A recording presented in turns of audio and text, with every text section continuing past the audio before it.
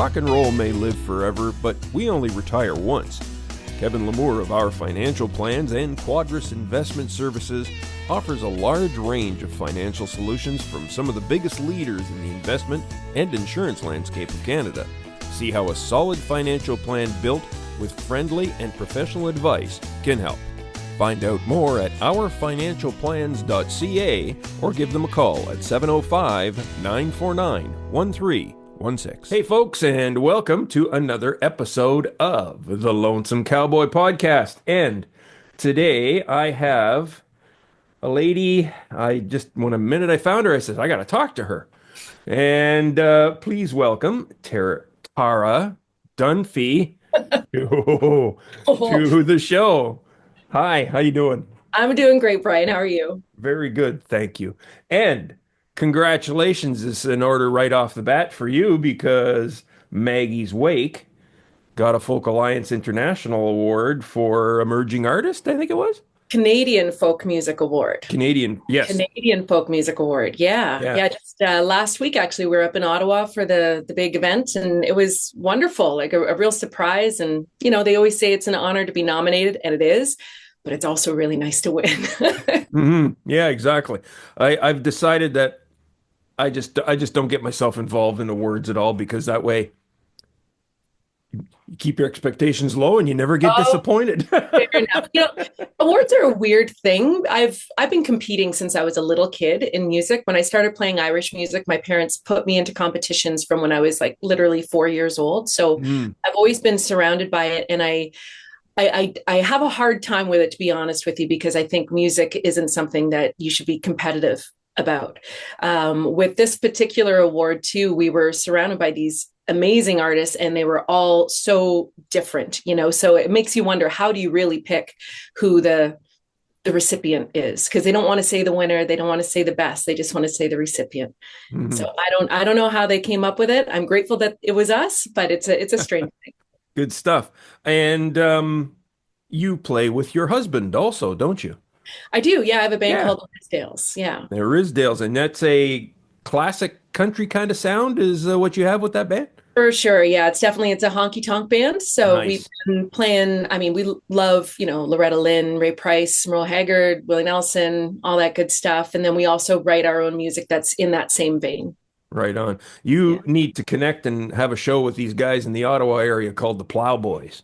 Okay, the Plowboys. I'll check them out. Yeah, I just interviewed Scott for it, and he'll be on the show there in a short while, and complete with the not nudie suits, but the rhinestone suits. Nice.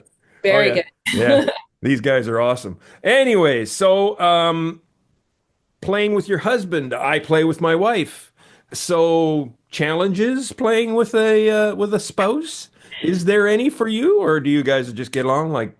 Well, you know, we've been married for 22 years, and we started the band pretty much right when we got married. And I would say that the first 21 years are the hardest. No, you know, it started off, I'll be completely honest with you. It was the songwriting part of it was not easy because we were so new in the relationship anyway. And then to be trying to write together, it was just very combative, honestly. It wasn't great. So for the first couple years it was difficult, and then it got easier and easier, and now it's just awesome. And you know, I love playing with him. And actually my husband is just releasing his first solo album this coming weekend, so we're really excited that he's got his own little side project that he's doing, and it's really, really good. Excellent. And that's Tom Dunphy? Yeah. All right. And we're going to have to make sure everybody knows about that. Yes. That he's going to do that. So let's roll it all back, Tara, and tell me, how did it all start for you, since you said you've been at it since you were a kid? Yeah, I've been playing Celtic music since I was 3, and I used to steal my brothers. I have 2 older brothers, and they played the tin whistle. Do you know what a tin whistle is? Okay, so they played the whistle, and they were in lessons, and my parents thought I was too young. So I would steal their whistles, and I'd, you know, go hide in the bathroom and lock the door. And I started playing that way. And Nice. playing in the bathroom is awesome. The acoustics are great. So I started learning from a fella in London named Paddy Fagan, and he became, you know, just like a second father to me. And so with him, I played all kinds of shows. I mean, my first show was, I think it was in like the church basement, it was like a St. Patrick's Day party, and they had to stand me on a chair in order to play the whistle into the microphone because the mic was still too tall. And so I started competing and just kind of rolled on from there, playing pub gigs from when I was underage. And then I went on the road with a tribute band when I was around 20 years old, which was really fun, the Dixie Chicklets. Oh, okay, cool. Yeah, Excellent. I loved that. Uh, And, just that was when I started playing music professionally and, never really looked back. cool. Which chick were you? Who was I? What was her name? I was Marty. I think I was Oh, Marty. okay. Right So on. I was side girl, fiddle player. Yeah, it was interesting. And, and so tin whistle is also in your list of instruments you play because I saw you on your videos playing, Oh, yeah. guitar, and then you play fiddle, and then now you get tin whistle. Yeah. Anything else?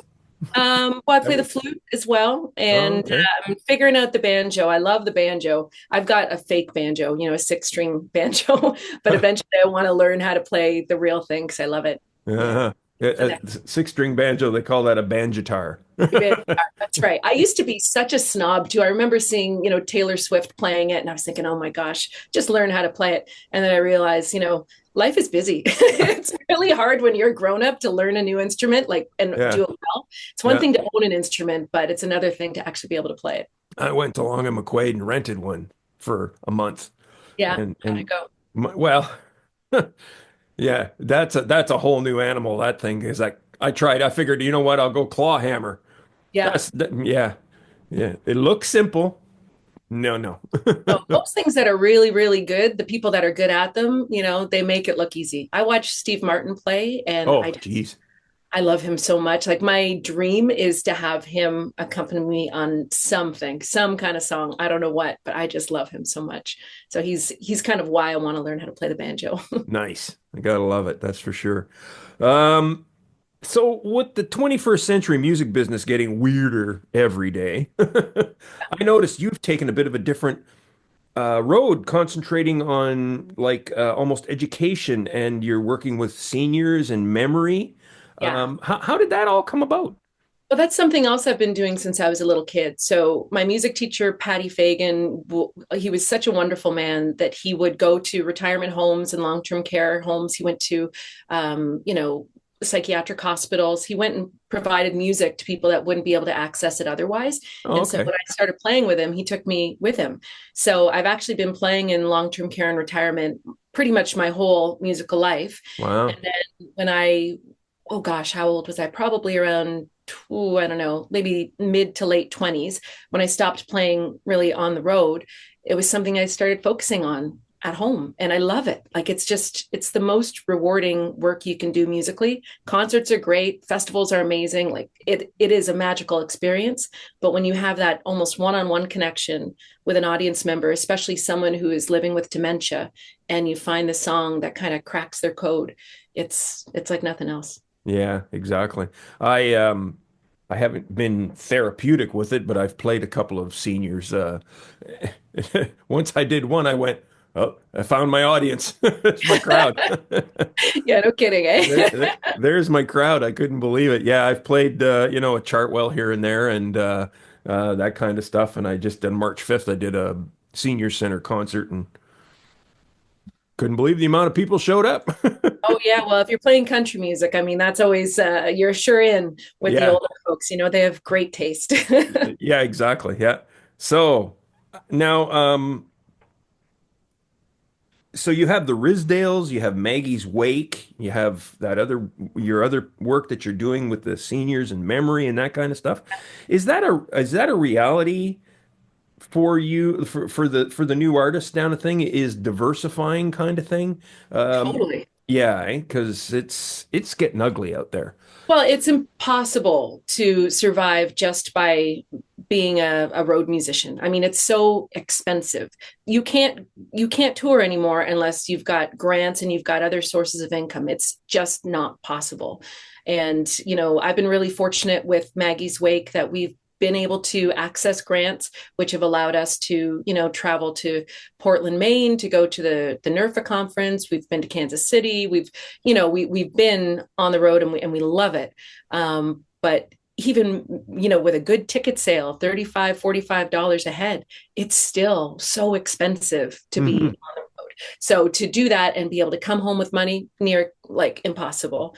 So you have to have different streams of income. And if you want to be a musician, most likely you're not going to be the Taylor Swift or, the big, Yeah. huge thing. So you need to find a way to make a living at it. That's what I figured out. Yeah, simple as that. I'm seeing it all over the place, with all kinds of different things and diversification. At least thank God you're not doing the, hey, I'm a music guru and I'll show you how to go around in the music business and stuff like Oh my that. gosh, no. Well, I'm 46 years old and I'm still just figuring it out like I'm brand new because it's changing constantly. And it's interesting. My son today was telling me, well, you have to be on TikTok. And Yeah. I'm like, oh God, Yeah. another one. Like Yeah. I can't keep up with all of that stuff, but you kind of have to. So you have to be on top of the tech stuff. You have to be able to, make videos and share your music because not everybody's going to be able to come and see a show.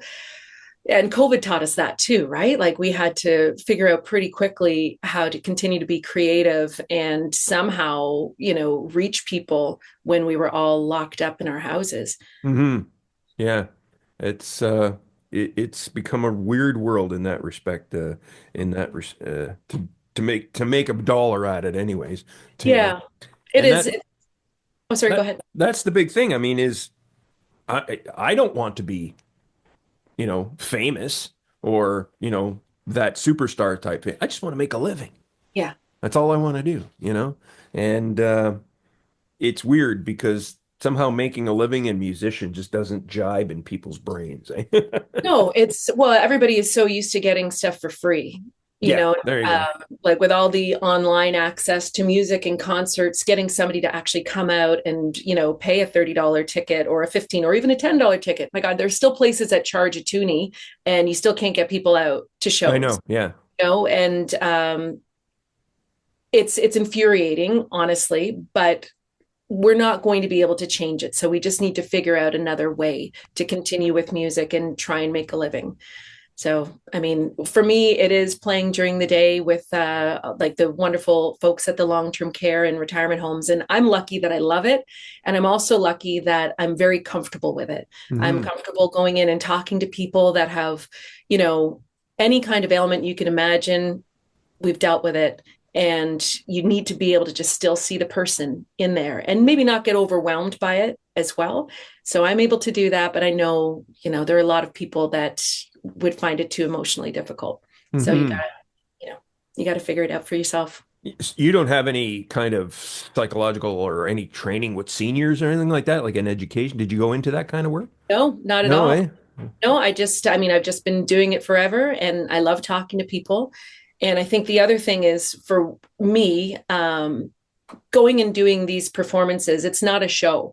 It's not the Tara Dunphy show. Like I go in there and I learn everybody's name. I find out their favorite song. I talk to their family members if they're there. All of my shows are all request.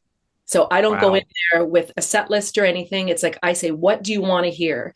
And even if I've never heard the song before, if I could pull up the music, I'll play it. If I don't have access to that for whatever reason, I can't find it, I go home and I learn the song so that the next week when I come back, I've got their favorite song for them. Wow. Yeah. That is incredible. I was about to say, you either have a very giant, big fake book in your head, or else you know a lot of songs. I know a lot of songs. I do have a really good ear. So if I hear something one time, I'm generally able to play it Really, again. eh? Good for Yeah, you. so that's from playing, from when you're 3 years old and not knowing how to read music or anything at that point. So I had to actually use my head. Hmm. And I just love it. Like I love learning songs. I mean, right now on Threads, like I've got a YouTube page where I do requests, but I Yep. also have been doing this thing for the last almost month now on Threads, and it's the Great Canadian Favorite Song List. So I just put it out there one day. What's your favorite Canadian song? I'm going to learn it for you. So I'm at about song number 26 today. I just uploaded it, and every Yeah. day I'm recording a song. Generally, it's a song I've never played before, and it's awesome. Now my Canadian repertoire is through the roof. It's so good. And I even gave you a suggestion for one that you never even thought about. Oh, which one was that? Something on My Mind by Teenage Head. That's right. That's right. And so I was listening to that the other day. I've almost got it down. I'm Oh, going to figure cool. out how to do that sax part on my Yeah. fiddles. I think it's just a 1-6-4-5 anyway. So yeah. It's a simple song, but it's Yeah. so great. Well, the guy who played the sax solo in that, his name is Tim Morrison. Okay. And You said he's like a neighbor of yours or something, well, right? he's from Sault Ste. Marie, where I am. And Okay. I had that album as a teenager. I didn't know that. And I was this many years old when all of a sudden I looked at the album and I went, is that the same guy that I that I met all those years ago? All world. And it Oh, was, yeah. So that was kind of cool. So yeah, I have a thing like that, you know. A lot of local folks that have been in bands in the 70s and gone on to stuff. And yeah, that's how I got into Canadian music, very much so in that respect.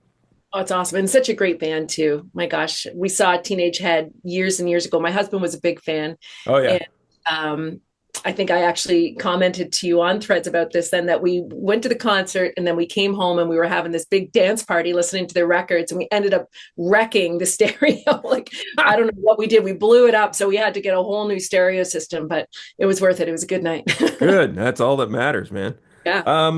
You have got to play shows with the iconic Wanda Jackson. Oh, yeah. She's amazing. Like, wow. I know, right? Like, Yeah. tell me how that came about.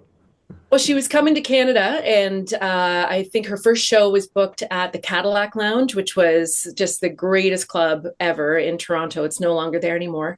And Sam Grosso, who ran the club, friend of ours, he said, "Well, I've got the perfect backing band for you," and it was the Ridsdales. And so, for just a little over 10 years, whenever Wanda came up this way, we would tour with her, and she was just so much fun on stage. I mean, she's retired now, so she's Yeah. no longer performing, on a regular basis. But we played with her on her 70th birthday, on her 80th birthday, and she is incredible. Like she knows how to get a crowd just absolutely wild. And of Yeah. course, her stories were great. There's something about those old school artists that I wish some of the young artists would look at, like the ones who are in their early 20s kind of thing, and Yeah. go back and look at people like Wanda Jackson and look at, you know, uh, how they used to perform and how they would win an audience. And, Yeah. you know, There are people that are still like that. I mean, we just saw a show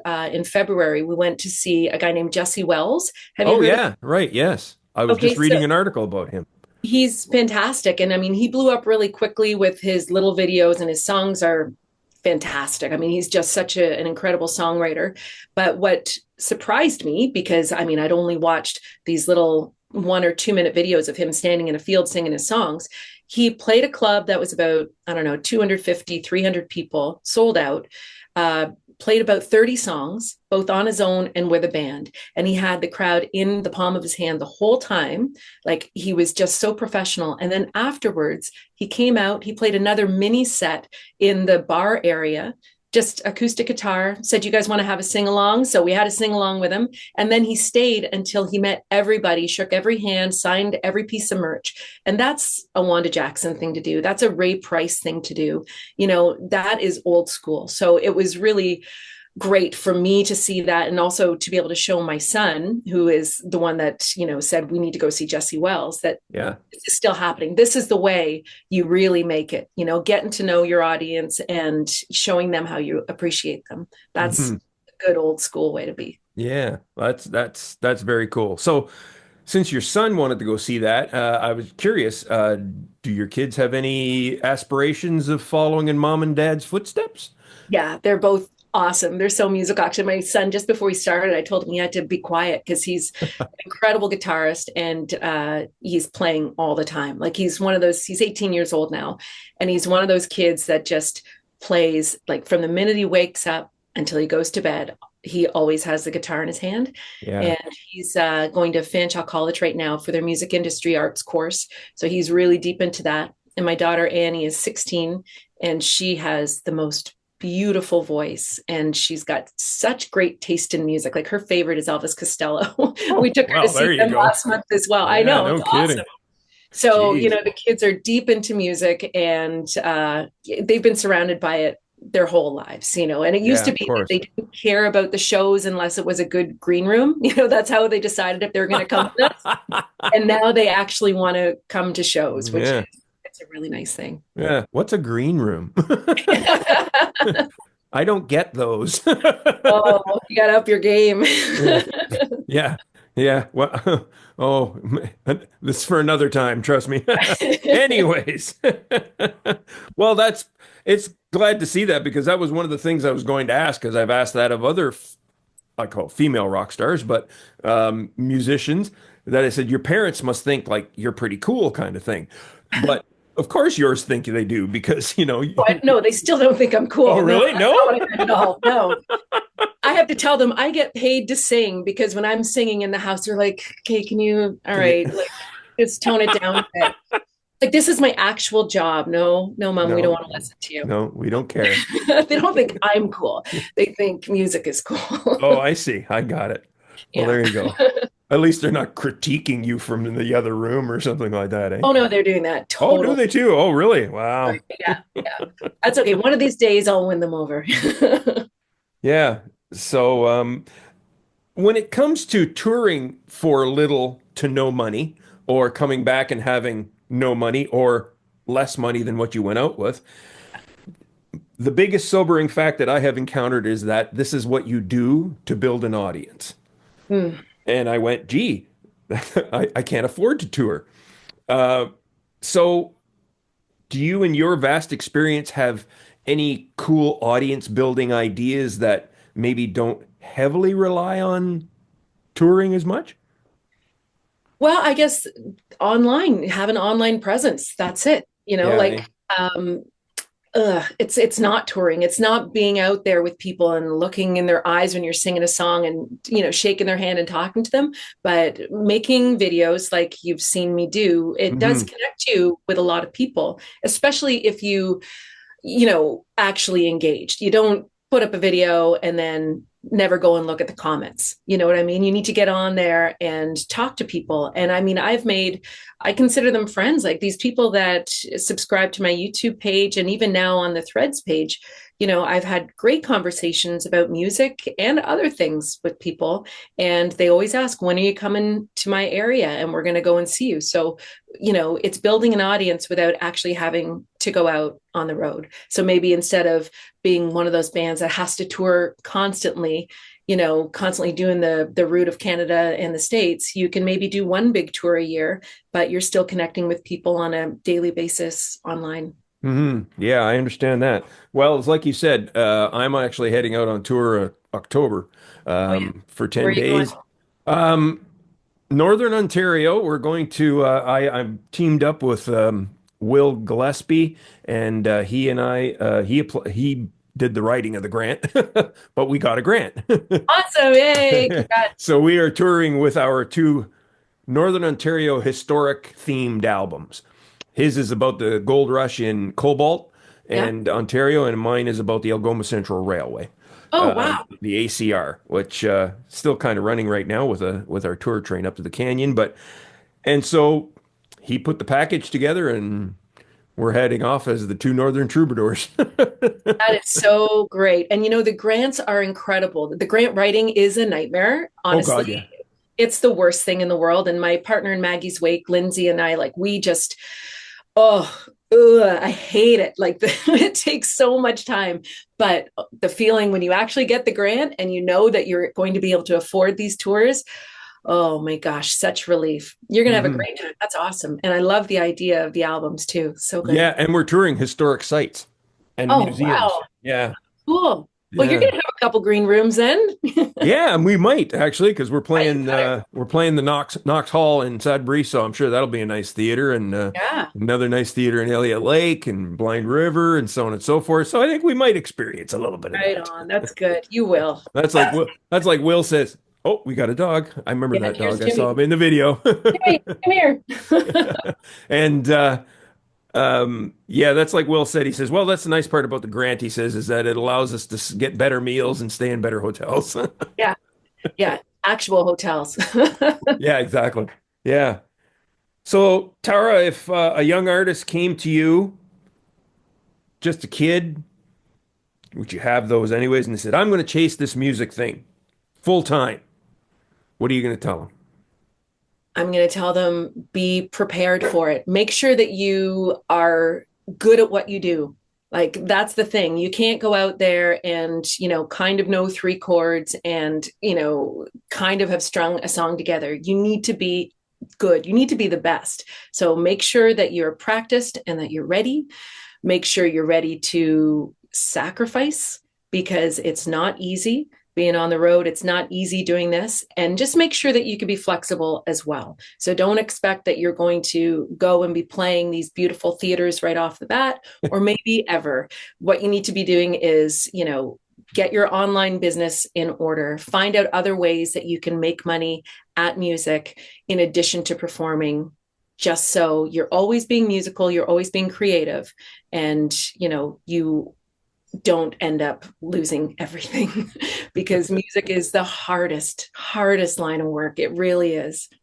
Tara, if I told, there's Jimmy. If I told you my story, you would probably say, "Are you an idiot?" Now I want to hear it. Tara Dunphy, thank you so much for coming on the program. Tell the folks you got anything. Well, let me ask you this question first before we go anywhere. What's new coming up? I mean, hey, you just won an award, got albums on the go. What are we doing here? We're riding this?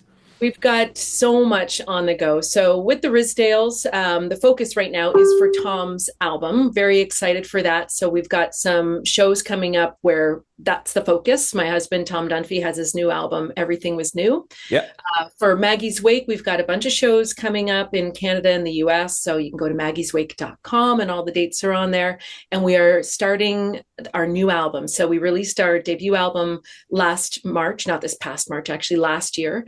And we'll have the new album out early next year, but we're also doing a little Christmas EP that will be I know Christmas music in April with the weather today. It's actually very appropriate, but we've got some Christmas songs that we're going to have out. So we're busy, we're working hard and we're loving it. That's what my wife says. She says, you want to make money in the music business? Write a Christmas song. You know what? I wrote a Christmas song that honestly, it's one of my favorite songs I've ever written. It's called Christmas is Coming for You. And in my head, it's a Nick Lowe song because Nick Lowe is my favorite songwriter. And it's poppy and it's awesome and it's gone nowhere.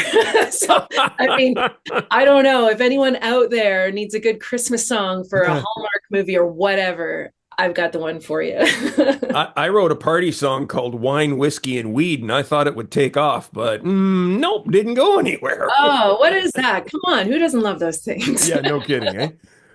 Okay, Tara, thank you so much again for coming on the program and sharing your vast experience with us. That's incredible. Please tell the folks where they can find you and more about you and your projects and all that fun stuff. You can just go to taradunphymusic.com. Lots of links on there for the different bands. And of course, maggieswake.com, risdales.com. You can find me on all the social media things, tara.dunphy or at Tara Dunphy or whatever, like just Tara Dunphy. I'm there. You'll find me. Tara Dunphy. Tara. Keep saying it, Brian, so you don't embarrass yourself anymore. Thank you once again for coming on. Thanks for having me, Brian. You take care. Thank you. Rock and roll may live forever, but we only retire once. Kevin Lamour of Our Financial Plans and Quadris Investment Services offers a large range of financial solutions from some of the biggest leaders in the investment and insurance landscape of Canada. See how a solid financial plan built with friendly and professional advice can help. Find out more at ourfinancialplans.ca or give them a call at 705-949-1316.